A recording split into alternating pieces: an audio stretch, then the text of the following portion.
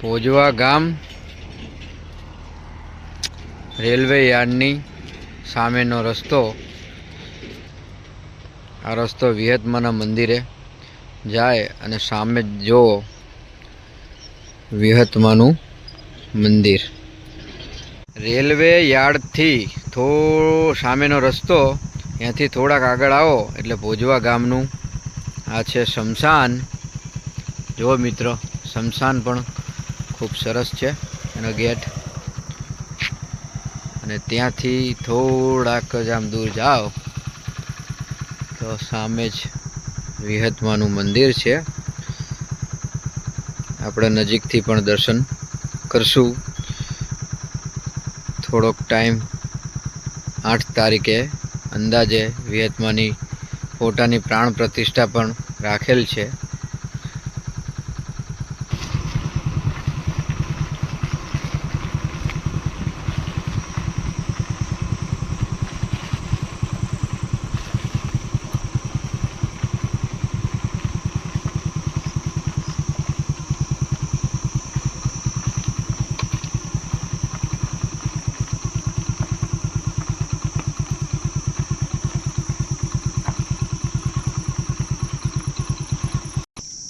આ છે ભોજવા વિહતમાનું મંદિર.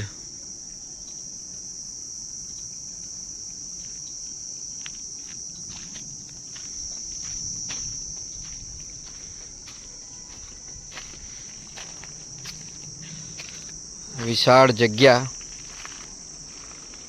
ટૂંક જ સમયમાં અહીંયા વિહતમાનું મંદિરની પ્રાણ પ્રતિષ્ઠા ફોટાની છે.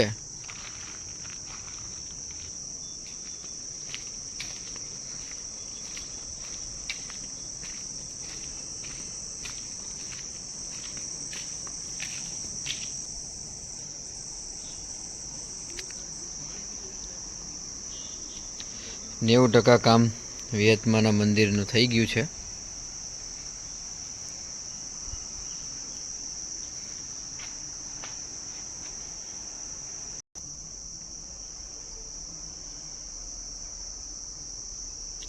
જય વિહતમા. આ વિહતમા મંદિરનો ખૂબ સરસ નજારો.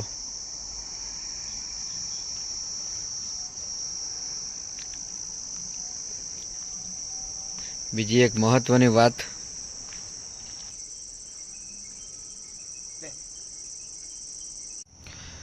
મિત્રો, આ વિહતમાનું મંદિર છે ભોજવા.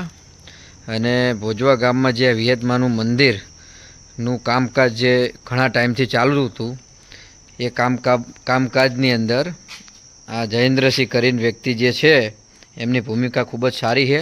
એમની સાથે પણ 3-4 મિત્રોનું પણ ખૂબ સારું કામ છે. ચલો આપણે એમની જોડે પણ થોડીક વાત કરીએ. જય મારી વાલી વિહતનાથ, જય માતાજી. બાપુ, શું આ પ્રાણ પ્રતિષ્ઠા જે ફોટાની છે ક્યારે છે? 8/6/2025 રવિવારે. તો દરેક સમાજના લોકોને એક ભાવભર્યું આમંત્રણ છે કે વિહતમાની ફોટાની પ્રાણ પ્રતિષ્ઠા રાખવામાં આવેલ છે.